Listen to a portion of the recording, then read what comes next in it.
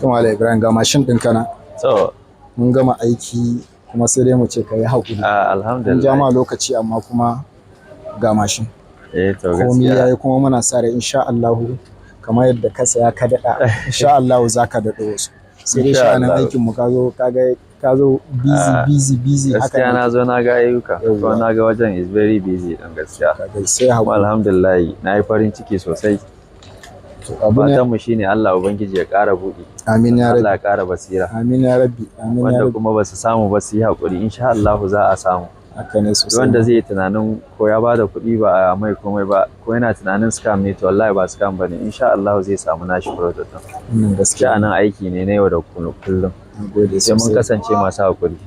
Gode. Kuma sai kun kasance masu haƙuri da mu kwastomomi.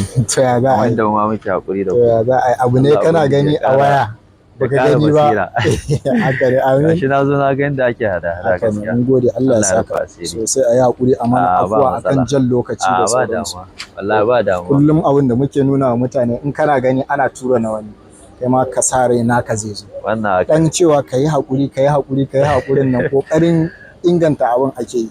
Amma Gashi ka nan ga na wani gani ya ai. matsu in ka Gaskiya. matsu ka tura ba a gama aiki mai kyau ba daga ƙarshe kuma bai wuce ƙarin kwana ɗaya wani ma minti 30 ne wallahi za a ƙara aikin ya inganta amma Haka an ne. mutum ya ƙosa aka tura sai ga ya zo da complaint. Haka ne So, gaskiya. muna fata Allah ya sa za ka mori wannan mashin. Ubangiji Allah ya saka Nagode da Allah ya saka da. alheri. Sai Abuja kenan. Insha Allah. Ka sa mai kawai ka tuka abin ka. Insha Allah. Za ka tafi Abuja ba? Za ka tafi Abuja. Wannan tankin man Allah. kuma a ce wajen aikin